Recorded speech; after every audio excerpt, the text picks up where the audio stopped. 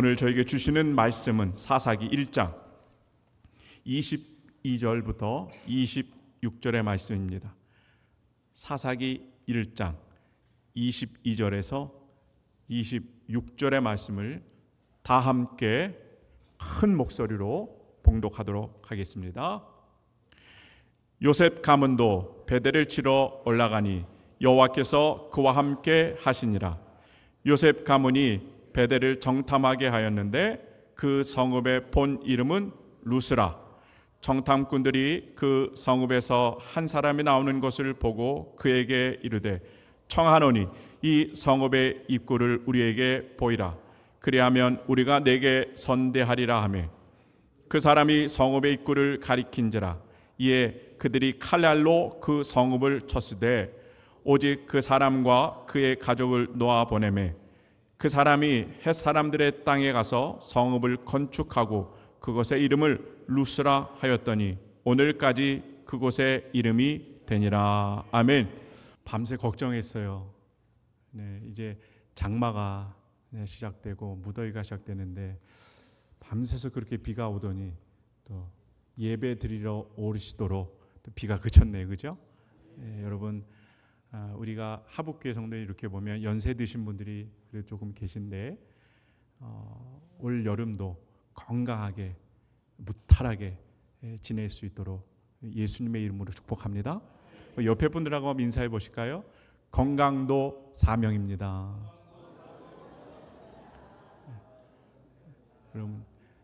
여러분에게 건강을 허락하셔서 여러분 사명의 자리 끝까지 잘 갈 수 있도록 격려하시는 그 주님으로 인해서 올여름 그렇게 거뜬히 나갈 수 있도록 하나님께서 함께 하실 줄 믿습니다. 아멘. 지난 시간까지는 우리가 사사기를 계속해서 이어가고 있습니다. 유다 지파가 정복 전쟁의 선두로 나셨고요. 이제 오늘은 사사기 1장을 이제 마무리합니다. 마무리하는데 그 다음 주자가 누구냐? 에브라임 지파와 므낫세 지파가 속한 요셉 가문입니다. 한번 따라해 보실까요? 요셉 가문. 두 지파가 속해 있어요. 이 요셉 가문이 하나님의 나라를 어떻게 정복하느냐, 이 이야기를 통해서 우리에게 주시는 하나님의 놀라운 은혜가 발견되는 예배가 되기를 소망합니다. 네, 여러분, 사사기를 이야기하면서 계속해서 제가 정복 전쟁을 이야기하고 있습니다. 이 정복 전쟁은 사사 시대에 끝난 전쟁일까요? 아닌 거예요. 2024년을 살아가는 저와 여러분도 이 전쟁을 치르고 있다라고 하는 것을 꼭 명심하시길 바랍니다. 왜 그렇습니까? 이스라엘 백성들이 가나안을 정복한 건 그 땅을 정복한 게 아니라 하나님의 나라를 정복한 거거든요. 적과 꿀이 흐르는 그 천국을 이루는 거거든요. 저와 여러분도 우리들의 삶의 여정 가운데 꼭 천국이 여러분의 소유가 되길 주님의 이름으로 축복합니다. 그러기 위해서는요, 감나무 밑에서 입 벌린다고 그 천국이 툭 떨어지지 않습니다. 우리 앞에 수많은 걸림돌들이 있어요. 영적인 아픔들도 있습니다. 영적인 전쟁도 우리가 그래서 치러야 한다는 거죠. 이 사사기의 싸움이 그래서 우리의 싸움이 되는 겁니다. 여러분, 바라기는 이 사사기에서 주는 영적인 힘으로 여러분이 우리의 영적인 전쟁에서 승리하시고 천국을 소유하는 놀라운 축복이 우리 사랑하는 성도님들에게 있길 간절히 소망합니다. 네. 자, 이제 요셉 가문이 정복 전쟁을 시작합니다. 기대가 되시나요? 예, 이제 요셉 가문이 첫 번째로 어느 땅을 선택하느냐, 그것이 본문 22절인데 제가 읽어드릴게요. 요셉 가문도 베델을 치러 올라가니 여호와께서 그와 함께 하시니라. 아멘. 첫 번째 땅을 어디로 정합니까? 베델로 정합니다. 베델. 하나님의 집이다라고 하는 뜻이에요. 베델이 무슨 뜻이라고요? 하나님의 집입니다. 이런 뜻입니다. 아마 이 베델이 해발 1km 위에 있다고 그래요. 높은 지형을 가지고 있는 거죠. 그래서 성경을 보니까 베델로 올라갔더라 이렇게 표현합니다. 우리 다 같이 한번 따라해 보실까요? 우리도 베델로 올라갑니다. 여러분, 사실 가나안 땅에 있는 베델은 진짜 베델이 아니죠. 영적으로 봤을 때 그게 모델 하우스입니다. 모델 하우스. 진짜 베델은 어디 있을까요? 천국에 있는 거죠. 그것이 하나님의 집인 줄 믿습니다. 아멘. 저와 여러분이 그래서 진짜 베델을 향하여 가려면 우리들의 신앙의 발걸음이 오르막길이어야 합니까? 내리막길이어야 합니까? 올라가야 된다는 거예요. 올라가는 신앙이 우리 하부기 식구들에게 있길 바랍니다. 어제보다는 오늘이, 지난주보다는 이번 주가 더 신앙이 어떻게 돼요? 올라가야 되는 거예요. 할렐루야. 우리 신앙적인 인격도 마찬가지입니다. 점점 성숙하고 점점 올라가는 그 신앙의 태도가 보여야 돼요. 신앙의 연륜도 마찬가지입니다. 차곡차곡 연륜들이 쌓이다 보면 결국에는 어디까지 닿을까요? 하나님 나라, 그 베델까지 닿는 줄 믿습니다. 그것을 목표로 하루하루 우리의 신앙의 발걸음이 올라가는 하북의 사랑하는 성도님들 되시길 간절히 축복합니다. 아멘. 그러면 베델이 조금 더 어떠한 의미를 가지고 있느냐? 다음 구절에 그 정보를 보여주고 있어요. 23절의 말씀 우리 다 함께 읽어보도록 하겠습니다. 23절입니다. 시작.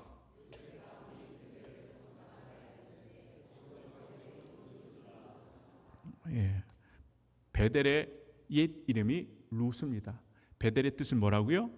하나님의 집입니다. 예. 근데 루스라고 하는 뜻은 아몬드 나무라고 그래요. 아몬드 나무. 그러니까 아마도 이 루스라고 하는 이 지역에요, 아몬드 나무가 많았던 것 같아요. 그러다 보니 사람들에게 물질적인 이익을 주었던 그런 지역인 거예요. 이게 루스라고 하는 지역입니다. 그런데 여러분, 창세기에 보면 여러분 야곱 생각이 나시죠? 예, 야곱이 형 에서를 피해서 도망합니다.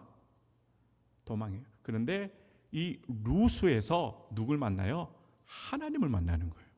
그리고 그 하나님께서 축복을 약속해 주십니다. 뭐라고 하시느냐? 너는 지금 비록 도망자의 신분일지 몰라도 내가 너를 통해서 하나님 나라의 백성이 나올게 할 것이고 너의 자손들에게 왕들이 나오게 할 것이다. 할렐루야.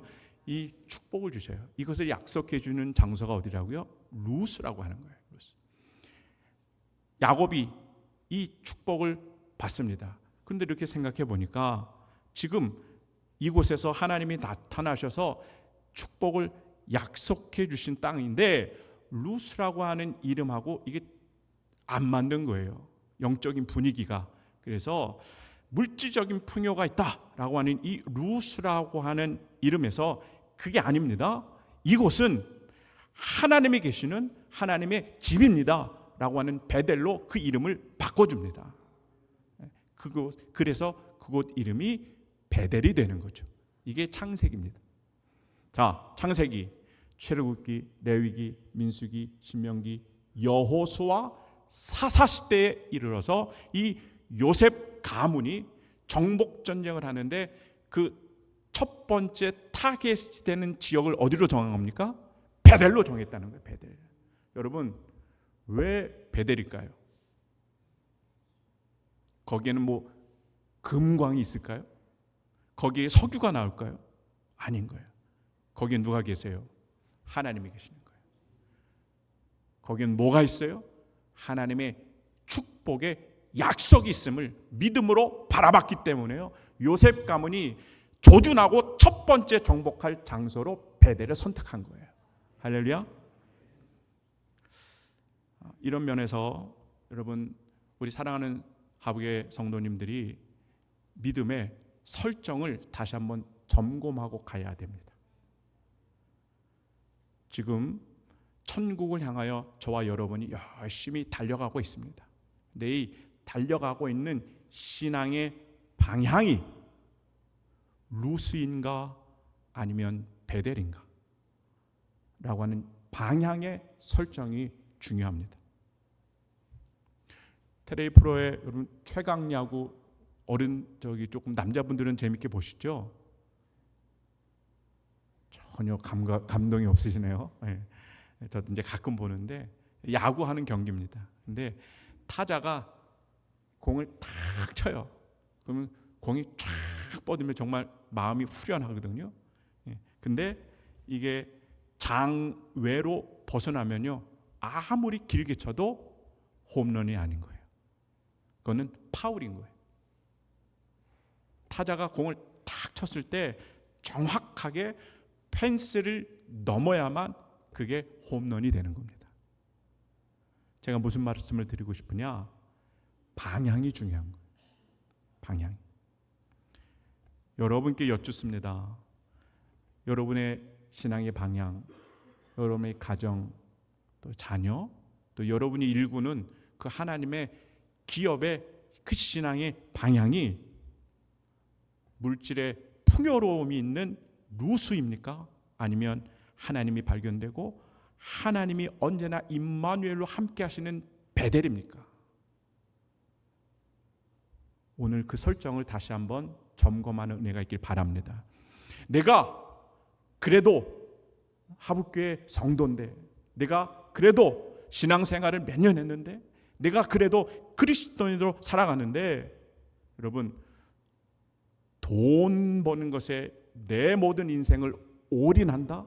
내 모든 시간과 내 모든 노력을 돈 버는 것에 다 건다?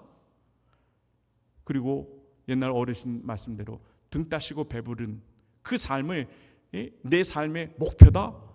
라고 한다면요, 여러분 디모데 전서 5장 6절의 말씀이 꼭 기억되길 바랍니다. 뭐라고 그러세요? 향락을 좋아하는 자는 살았으나 죽었느니라. 한번 다 같이 읽습니다. 시작. 향락을 좋아하는 자는 살았으나 죽었느니라. 이 경고의 말씀이 들려주길 원합니다. 육체적으로는 숨을 쉬지만, 그래서 살아있다라고 생각되지만요, 영적으로는 우리 신앙의 방향이 하나님이 아니고 십자가가 아닌 인생은 영적으로 어떻게 된 거예요? 죽어있다. 이렇게 말씀하시는 겁니다. 영적으로 죽어있다. 아무리 세상에서 잘 나가도 그 인생은 홈런이 아닙니다. 파울인 인생인 겁니다.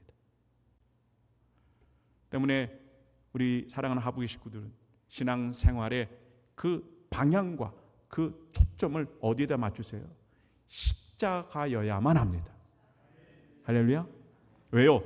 십자가가 우리들의 목숨줄이기 때문에 그렇습니다. 이걸 놓치면 죽어가는 인생밖에 될 수 없는 겁니다. 십자가는 여러분 세상에 먹음직도 하고 보암직도 하고 탐스러운 건 말하지 않아요. 이 세상의 돈과 권력과 인기에 그런 것에 전혀 관계가 없는 게 십자가입니다. 십자가가 말하고 있는 이 가치는 딱 한 가지입니다. 그것은 예수 그리스도를 통한 복음입니다. 생명입니다. 구원입니다. 이것을 향하여 나아가는 우리들의 신앙의 방향이 되길 간절히 소망합니다. 우리 삶의 주인이 되신 그 예수 그리스도, 그 십자가에게로 우리의 모든 방향이 재설정되어야 됩니다. 지난주에는 우리 사랑하는 감독님을 이제 원로 목사님으로 또 부족한 종이 취임하는 그런 예배와 예식을 은혜 가운데 잘 마쳤습니다. 우리 성도님들이 얼마나 큰 수고와 헌신이 있었는지 모릅니다. 이 자리를 빌어서 감사의 말씀을 드리고요. 시편 25편에 내 평생의 선하심과 인자하심이 반드시 나를 따르리니 내가 여호와의 집에 영원히 살리로다. 이 다윗의 고백이 특별히 헌신하시고 정말 그렇게 하나님 앞에 봉사하신 여러분들에게 이 축복의 말씀이 현실이 되고 그것이 누려지는 주님의 은혜가 있길 간절히 소망합니다. 아멘.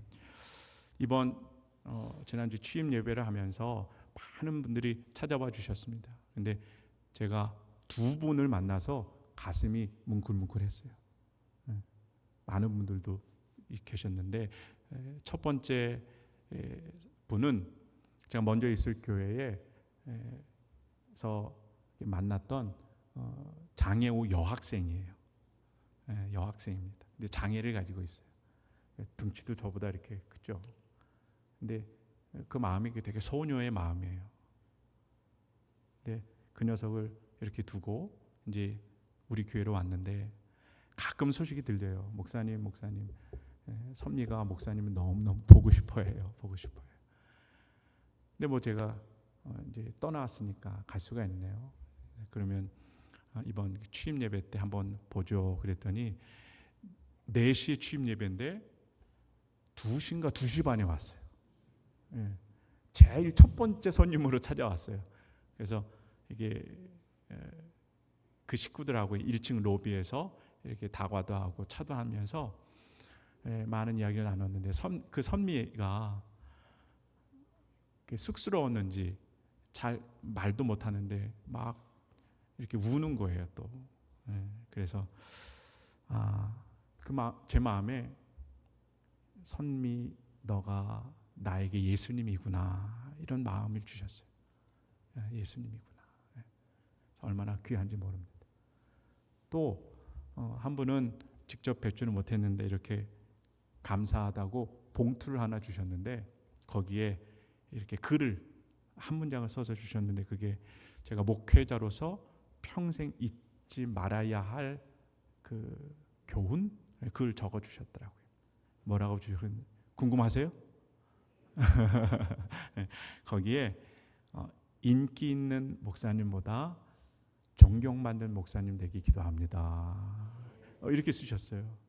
근데 이 글을 읽고 제 마음에 훅 들어오는 마음은 내가 다시 십자가로 되돌아가야 되겠다.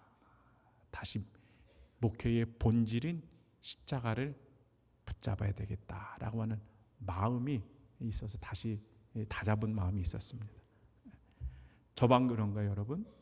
우리 사랑하는 하부의 성도님 신앙의 그 방향이 여러분 십자가라고 하는 것을 분명히 인식하시고 그렇게 그것을 붙잡아가는 귀한 신앙의 삶이 되길 소망합니다. 여러분 십자가의 이 영성이 흐려질 때는요 거기 앞에서는 목사고 평신도고 다 변질됩니다. 십자가를 우리가 떠나는 생활을 하면요 어디에 가까워요? 죄악 짓는 데 더 가깝습니다.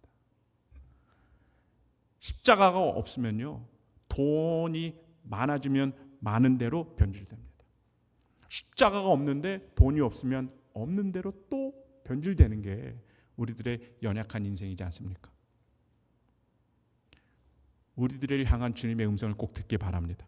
갈라디아서 2장 20절의 말씀 좀 길지만 우리 다 같이 한 목소리를 읽도록 하겠습니다. 시작. 내가 그리스도와 함께 십자가에 못 박혔나니 그런즉 이제는 내가 사는 것 아니요 오직 내 안에 그리스도께서 사시는 것이라. 이제 내가 육체 가운데서 사는 것은 나를 사랑하사 나를 위하여 자기 자신을 버리신 하나님의 아들을 믿는 믿음 안에서 사는 것이라. 아멘. 우리 사랑하는 하북교회의 성도님들의 이 신앙의 방향이 돈인 루스가 아니라 그리스도와 함께 못 박힌 그 십자가가 있는 베델이 우리가 가야 할 궁극적인 방향인 줄 믿습니다. 그곳을 향해서 어제도 오늘도 또 내일도 올라갈 수 있는 믿음의 귀한 발걸음들이 되길 간절히 소망합니다. 자, 이렇게 이제 요셉 가문이 첫 번째 타겟은 베델이다 해서 정복 전쟁을 일으킵니다. 근데 하나님께서 임마누엘 하시는 전쟁이기 때문에 다른 절차가 필요 없는데 이 요셉 가문이요 이상한 행동을 해요. 뭘 하느냐? 그들에게 있어서 정탐꾼을 보냅니다. 정탐꾼. 근데 정탐꾼이 조사를 하다가 바로 이 베델에서 나오는 가나안 사람 한 사람을 만나요. 그리고 이 사람을 붙들고 딜을 합니다. 뭐라고 하느냐? 우리가 지금 베델을 공격할 텐데 비밀 통로를 알려주라. 그러면 정복 전쟁할 때에 너와 너의 가족은 우리가 살려줄 것이다. 이렇게 얘기하거든요. 근데 이 사람이 그걸 받아요. 그러면서 베델로 들어가는 비밀 통로를 알려줘요. 결국엔 요셉 가문이 정복 전쟁에서 큰 승리를 이루죠. 그리고 약속대로 이 사람과 가족은 살려줍니다. 이 부분에서 오늘 은혜 받을 두 번째 포인트가 있어요. 베델에서 은혜를 받은 이름 없는 이 한 사람입니다. 한 사람. 여러분, 자기 목숨을 구원을 받았죠. 자기 목숨뿐만 아니라 가족이 다 구원을 받은 하나님의 은혜를 체험했죠. 그 다음엔 그러면 어떻게 살아야 될까요? 26절에 나타나 있어요. 한번 다 같이 읽어봅니다. 시작. 그 사람이 헷 사람들의 땅에 가서 성읍을 건축하고 그것의 이름을 루스라 하였더니 오늘까지 그곳의 이름이 되니라. 여러분, 이 베델의 이 사람은요, 하나님의 은혜를 입어서 목숨이 구원을 받았습니다. 그러면 어디에 머물러야 할까요? 하나님께 목숨의 구원을 받았기 때문에 하나님이 거하시는 베델에 머물러야죠. 근데 그곳을 떠납니다. 여러분, 하나님과 함께하는 것이 우리에게 축복입니다. 하나님께 붙어있는 것이 우리에게 은혜인 줄 믿습니다. 이것이 분리되어지는 순간 심각한 문제가 찾아옵니다. 이 사람이 베델을 떠납니다. 그리고 헷사람의 땅으로 가서 새로운 성읍을 건축해요. 새로운 장막이 있으니까 이제 이름을 줘야 될 거 아닙니까? 그래서 이름을 짓는데 뭐라고 짓느냐? 자신의 옛날 고향 땅의 이름이 뭐예요? 베델이잖아요. 베델이 아니라 그 이전 창세기로 돌아가면 루스인데 그 루스라고 하는 이름을 짓습니다. 이 모습 속에서 이 사람이 어떠한 사람인가가 여실히 드러납니다. 왜 그러느냐? 여러분, 필름을 되돌리셔서 이 사람이 지금 베델에 살고 있어요. 근데 베델의 뜻은 뭐라고요? 하나님의 집입니다 라고 했는데 이 사람은 그걸 인정 안 한 거예요. 하나님을 인정하지 않고 하나님을 거부하는 삶을 살았던 거예요. 그 마음속에는 뭐가 있어요? 루스라고 하는 거예요. 그 마음속의 진심은 돈이고 물질인 겁니다. 그러한 삶을 늘 동경하면서 살고 있었던 거죠. 그렇기 때문에 여러분, 베델을 떠나서 이제 헷사람의 땅에 가서 새로운 인생을 출발하려고 할 때 자기가 품고 있었던 하나님 없는 물질과 하나님 없는 우상 숭배를 그곳에 이식시키려고 하는 그 기대감과 그 마음으로 이름을 루스라고 짓는 거죠. 이해되십니까? 예. 결국 이 사람은 어떻게 됩니까? 또 다른 지파의 정복 전쟁으로 망하는 삶을 살아요. 망해요. 한번 다 같이 따라해 보세요. 은혜 받은 다음, 그 다음이 중요합니다. 은혜 받는 것 너무나 중요합니다. 그런데 은혜 받은 다음이 어떻게 보면 더 중요하다. 누가복음 11장에 보면 여러분, 예수님께서 벙어리 귀신을 쫓아내세요. 벙어리. 근데 이 사람이 이제 말을 하기 시작하죠. 이 귀신이 이제 이 사람에게서 나옵니다. 그러고서 어디 들어갈 데 없나 이렇게 찾아보다가 들어갈 데가 없는 거예요. 그래서 옛집이 그리웠던지 다시 이 사람에게 들어가려고 작심을 합니다. 그런데 이번에는 더 악한 귀신 7을 데리고 그 사람으로 들어갑니다. 그 사람은 어떻게 돼요? 처음보다 더 비참하게 되었더라. 이렇게 기록을 하거든요. 여러분, 은혜 받은 이후에 우리가 영적으로 조심하고 또 조심해야 됩니다. 이 악한 사단의 권세는 은혜 받은 사람들을 찾아다니면서 가만두지 않습니다. 왜 그럴까요? 하나님께 은혜를 받았으니 이 사람은 이제 하나님의 사람이 되는 거거든요. 하나님께 은혜를 받았으니 이제는 이 사람이 하나님의 나라를 위한 사명자가 되기 때문에요. 이것을 알기 때문에 악한 마귀가 은혜를 받은 사람은 늘 악착같이 추적해서 걸려 넘어뜨리게 하는 거예요. 여러분, 여기에 넘어지면 하나님께 받은 이 은혜가 저주로 이어집니다. 이것을 명심하는 우리 사랑하는 하북의 식구들 되기 바랍니다. 은혜 받는 것 중요해요. 그러나 그 은혜 이후의 삶이 더 중요하다는 거예요. 이것을 보여주는 게 믿음의 사람 히스기야입니다. 히스기야. 여러분 열왕기 20장에 보면 히스기야 이야기가 나와요. 히스기야가 젊은 나이에 그래도 하나님 앞에 신실한 왕이 됐죠. 그런데 갑자기 히스기야에게 너는 앞으로 죽을 것이다, 이렇게 사망 선고가 들리죠. 히스기야가 어떡합니까? 눈물을 흘리며 하나님 앞에 기도했더니 하나님께서 은혜를 베푸세요. 어떤 은혜요? 앞으로 15년의 그 목숨이 연장되는 은혜를 받습니다. 할렐루야. 여러분도 눈물로 기도할 때 생명이 연장되어질 수 있는 그 축복도 우리에게 주실 줄 믿습니다. 그런데 그 15년의 은혜의 기간 동안에 여러분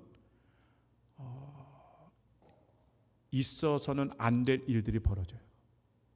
그래서 이런 어려운 일들을 보면서 우리가 신앙적으로 타산지석을 삼기를 바랍니다. 첫 번째 어떤 일이 벌어지느냐, 바벨론의 이 우상 나라의 그 임금이요, 히스기야가 이제 죽게 되었다가 살아났다라고 하는 소식을 들어서 편지도 보내고 예물들을 보내면서 사신단을 꾸려서 보냅니다. 사신단을 딱 대하니까 히스기야의 마음이 어떨까요? 우쭐해지는 거죠. 교만해지는 겁니다. 그러면서 여전히 내 나라가 이렇게 강성하다. 누구의 나라인데요? 하나님의 나라인데 내가 왕이니까 이제 내 나라가 이렇게 강성하다라고 하는 것을 보여주기 시작하는데 왕궁의 보물, 무기고 할 거 없이 모든 군사 기밀들을 그 바벨론의 사신들에게 다 보여주는 겁니다. 교만한 거죠. 근데 이때 이사야 선지자가 히스기야 왕이 교만해 있기 때문에 결국에는 저 바벨론에게 이 나라가 망할 것입니다, 이렇게 예언합니다. 이게 언제라고요? 15년 목숨 연장을 받은 그 은혜 바로 직전에 있는 일입니다. 직후에 있는 일이죠. 또 여기서 그치지 않아요. 15년 그 은혜를 받은 그 이듬해에 아수르가 히스기야 왕을 쳐들어옵니다. 결국에는 하나님께서 아수르를 물려주셔요. 근데 그 과정 가운데 히스기야 왕이요, 아수르 왕에게 은 300달란트 그리고 금 30달란트를 조공으로 바칩니다. 근데 이 금들이 어디서 날까요? 하나님의 성전에 있는 예물을 아수르 왕에게 바치는 거예요. 그것도 모자라니까 하나님이 성전에 있던 그 기둥, 그 문들에 금칠을 이렇게 입혔더니 하나님의 영광을 표현하죠. 이 금들을 싹싹 다 벗겨내서 그것을 아수르 왕에게 조공으로 바칩니다. 이런 웃지 못할 일이 언제 있었다고요? 은혜 받은 그 다음에 있었습니다. 마지막으로 더 심각한 게 있어요. 히스기야 왕 다음에 왕위를 그 아들인 므낫세가 왕위를 이어받습니다. 근데 므낫세가요, 남쪽 북쪽 통틀어서 정말 악할 왕입니다. 어느 정도 악하느냐, 저 북이스라엘의 아합이 섬겼던 바알과 그 아세라의 그 어마어마한 우상들을 다 수입을 합니다. 뿐만 아니고요, 자기의 아들도 불에 태워서 죽이는 인신 제사까지 해요. 얼마나 하나님 보시기에 악을 행하는 왕인지 모릅니다. 이게 아들 므낫세예요. 여러분, 이 아들이 언제 태어났느냐? 히스기야가 15년 은혜 받은 그 15년 동안에 므낫세가 태어난 거예요. 무엇을 말씀드리고 싶을까요? 여러분, 은혜 받는 것도 중요합니다. 그런데 은혜 받은 그 이유가 더 중요하다라고 하는 거예요. 저와 여러분의 하나님은 우리에게 은혜를 주시기로 작정한 분인 줄 믿습니다. 그러면 여러분, 우리가 그 은혜를 받은 이후에 우리의 삶을 어떻게 이뤄가야 될까라고 하는 이 신앙의 태도가 우리에게 너무나 중요한 겁니다. 오늘 본문에 이름도 모르는 이 한 사람은 은혜를 입은 다음에 베델, 하나님 있는 이 집에서 떠났다라고 하는 거죠. 이게 결론입니다. 여러분, 우리 사랑하는 하부기 식구들은요, 어떠한 일을 만나도 특별히 큰 은혜를 받은 이후에는 절대적으로 하나님 곁에 있고 이 성전에 머물러 있는 귀한 은혜가 있길 간절히 소망합니다. 이 교회와 하나님을 통하여 주신, 베풀어 주신 그 은혜를 늘 헤아려 보고요, 우리가 감당하지 못하는 이 은혜를 왜 주셨는지 늘 이 성전에서 되돌아보고, 그리하여 하나님의 은혜에 늘 빚진 자로 살아갈 때 우리에게는 더 큰 은혜와 축복을 하나님이 우리에게 부어주시는 줄 믿습니다. 하나님께서 허락한 이 베델의 정복 전쟁이 이렇게 끝납니다. 그리고 나서 이제 1장의 맨 마지막 부분인데 이게 27장부터 36장까지 이루어지는데요, 간략하게 나와 있는데 너무나 가슴 아픈 이야기들이 벌어집니다. 여기에 므낫세, 에브라임, 스불론, 아셉, 납달리 지파가 나와요. 5개 지파가 정복 전쟁을 하는데 승리할까요? 실패할까요? 실패하더라라고 해요. 실패하더라. 아쉬움이 남는 정복 전쟁을 합니다. 여러분, 이 가나안의 정복 전쟁은 하나님의 간절한 마음이 묻어나 있습니다. 어떤 마음인가요? 거룩하고 성결한 하나님의 나라가 세팅되는 이 지점이라고 그랬어요. 그렇기 때문에 뭐가 없어야 됩니까? 죄악들이 없어야 되고, 또 죄의 여지들이 남을 만한 이 모든 것들이 다 없어져야 되거든요. 그래야 깨끗한, 정말로 거룩한 하나님의 나라가 만들어지는 것. 그래서 가나안의 그 추악한 모든 사람, 문화, 이 죄악들을 하나님이 어떻게 하시라고 그래요? 진멸해라, 이렇게 말씀하세요. 지난 시간에 말씀드렸죠. 우리가 귤 상자를 사도 그 귤 상자 속에 썩은 귤이 있으면 어떻게 됩니까? 나도 모르는 사이에 다 퍼지잖아요. 우리가 암 수술할 때도 여러분 다음 단계로 전이되지 않도록 어떻게 합니까? 그 악한 부위들을 깨끗하게 도려내는 게 진짜 좋은 수술 아닙니까? 여러분, 다 진멸하는 게 하나님의 뜻인 거예요. 근데 이 5 지파들은요, 한결같이 쭉 성경을 보면 쫓아내지 못하였으며 이 기록이 계속 반복됩니다. 하나님의 의도와 하나님의 말씀대로 행하지 못한 거죠. 근데 여기서 끝나지 않습니다. 쫓아내지 못한 가나안 민족들이 그 지파 안에 살아가면서 어떤 일을 할까요? 점점 독버섯같이 그 악한 영향력들을 행사하더라라고 하는 것이 오늘 사사기 1장의 마지막 본문을 우리에게 교훈해 주고 있어요. 므낫세 지팡의 땅에서는요, 쫓아내지 못한 그 가나안 민족들이요, 작심을 합니다. 결심을 합니다. 내가 이 땅을 떠나지 아니하리라.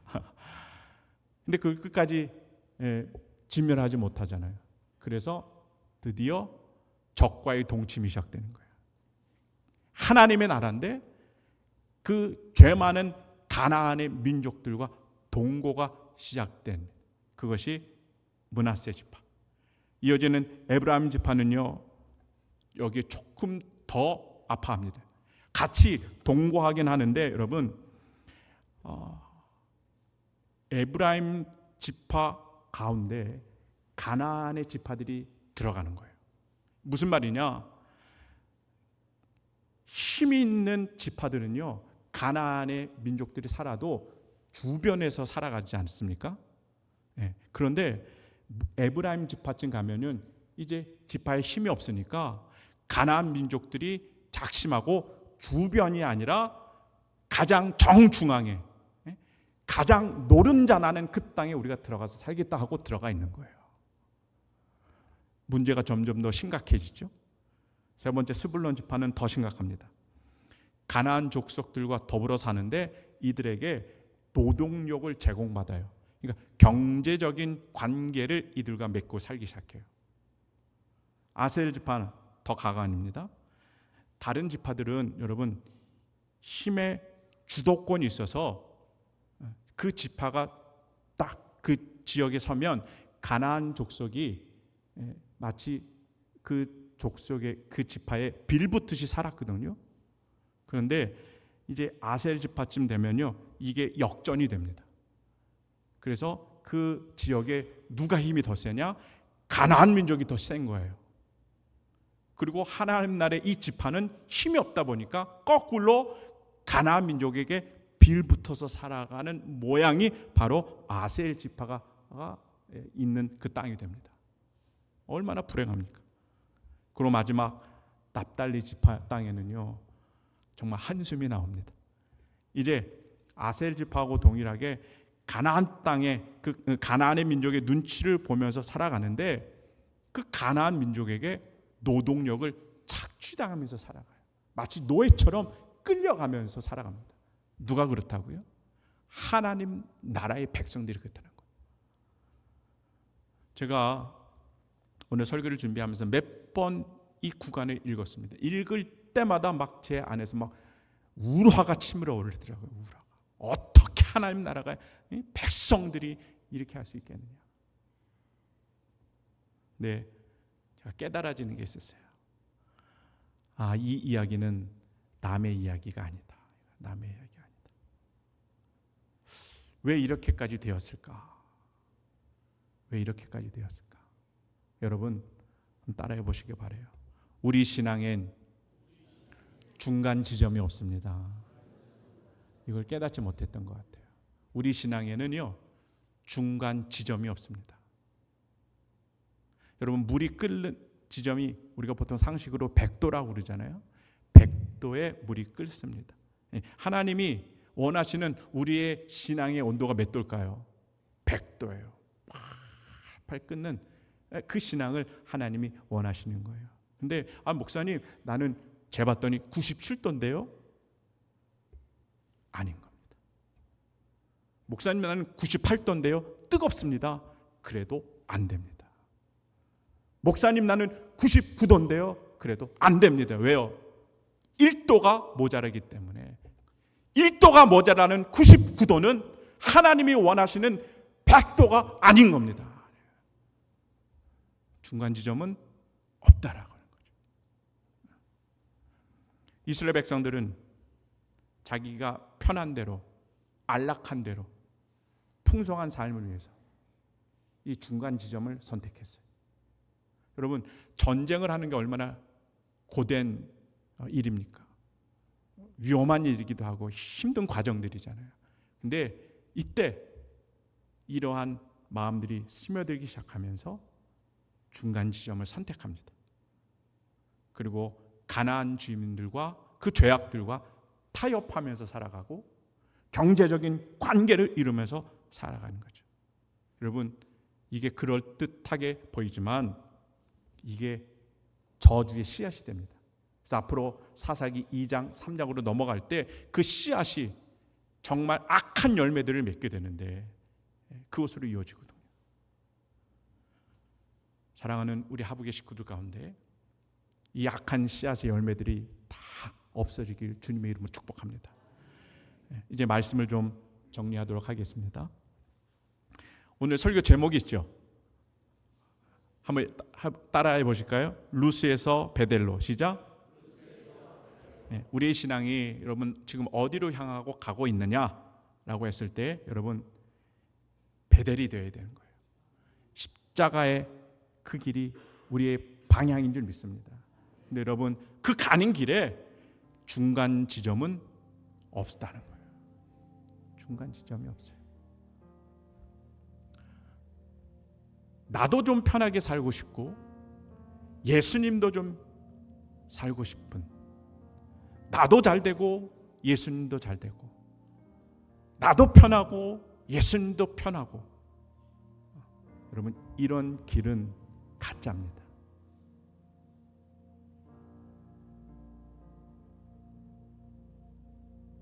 내가 죽어야 예수님이 사는 겁니다. 내가 죽어야만 가야 하는 그 길이 바로 십자가의 길인 겁니다. 중간의 영역은 없습니다.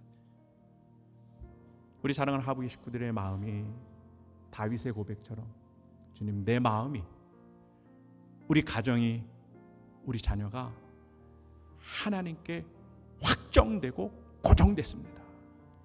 십자가에 내 모든 것을 집중하겠습니다.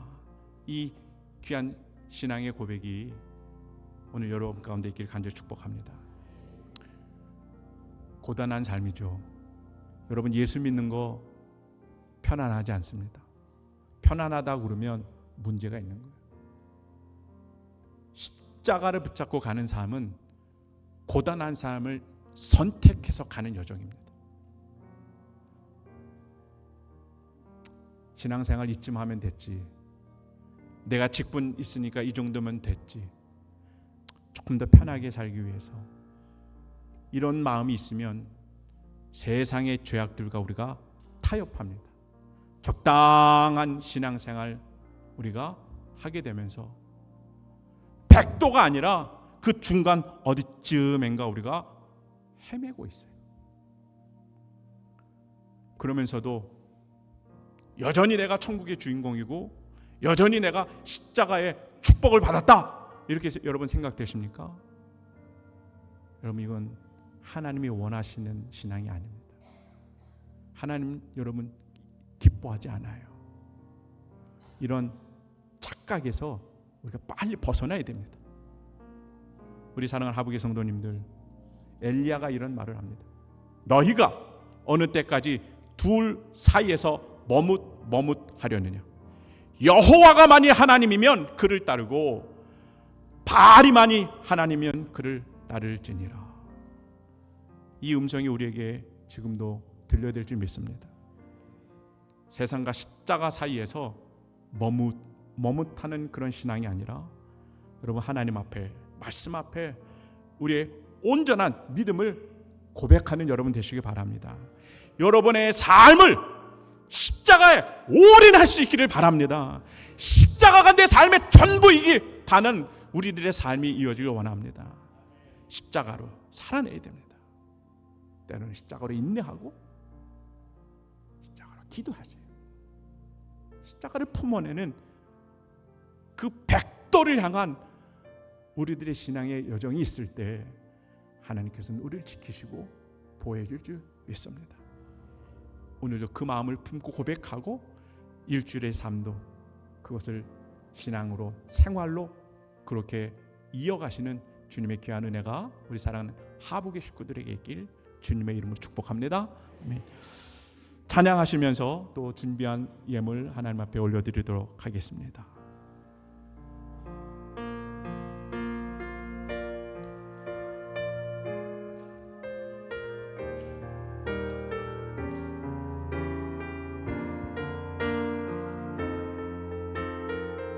왜 나는 겪는 고난이냐고, 왜 나만 겪는 고난이냐고, 불평하지 마세요.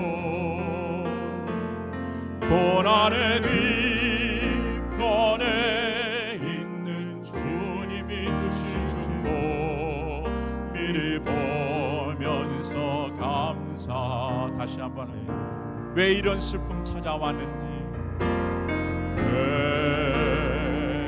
이런 슬픔 찾아왔는지, 원망하지 마세요. 당신이 잃은 것보다 주님께 받은 은혜 더욱 많음에 감사하세요.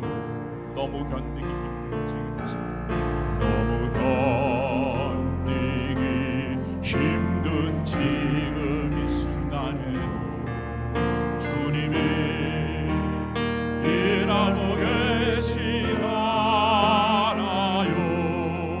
남들은 지쳐 앉아 있을지라도 당신만은 일어서세. 아멘. 힘을 내세요.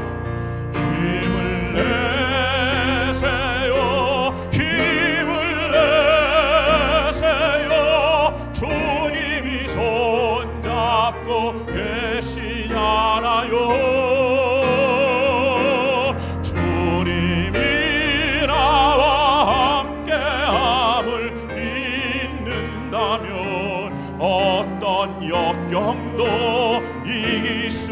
있잖아. 힘을 내세요. 힘을 내세요.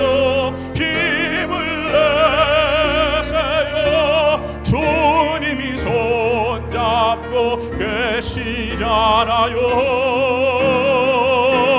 주님이 나와 함께함을 믿는다면 어떤요. 두 손 들고 하나님 찬양합니다. 힘을 내세요. 아멘. 힘을 내세요. 주님이 손잡고 계시잖아요.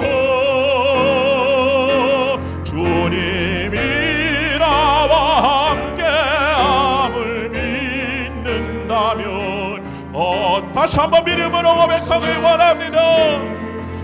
힘을 내세요.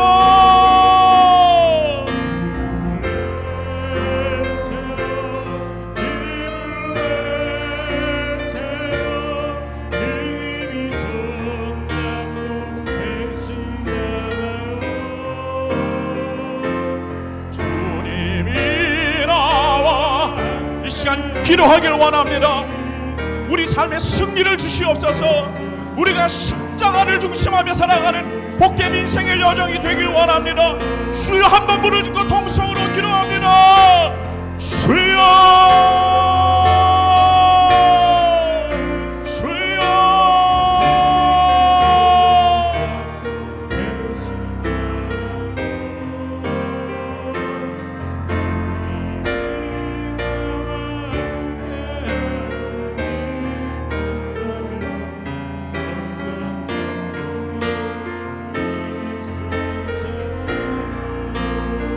하나님 앞에 늘 날마다 이뤄가는 복된 인생으로 살아가는 주의 귀한 주의 지체들 되게 하여 주옵소서. 십자가의 능력으로 다시 한번 힘을 얻는 인생 되게 하시고 그 주님 피 묻은 십자가의 손으로 우리 인생을 붙잡아 주시옵소서. 주여 함께하여 주시고 다시 한번 일어서는 인생 되게 하여 주옵소서. 이길 수 있도록 인도하시고 천국을 소유하는 축복을 허락하여 주시옵소서. 힘을 내세요. 힘을 내세요. 힘을 내세요. 주님이 손잡고 계시잖아요. 아멘. 주님이 나와 함께함을 믿는다면 어떤 역경도 이길 수 있잖아요. 하나님, 내 인생의 방향이 예수 그리스도의 피 묻은 십자가가 되길 원합니다. 주님께서 물과 피를 다 흘리신 그 십자가, 내가 다 이루었다. 내가 다 이루었다. 말씀하신 그 십자가로 살아가는 우리 사랑하는 하북의 식구들 되게 하여 주시옵소서.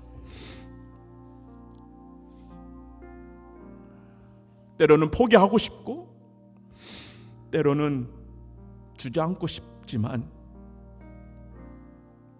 중간 영역은 없다 하셨으니 다시 한번 하나님 우리 신앙의 고백이 있게 하여 주셔서 하나님 다시는 내가 세상과 타협하지 않겠습니다.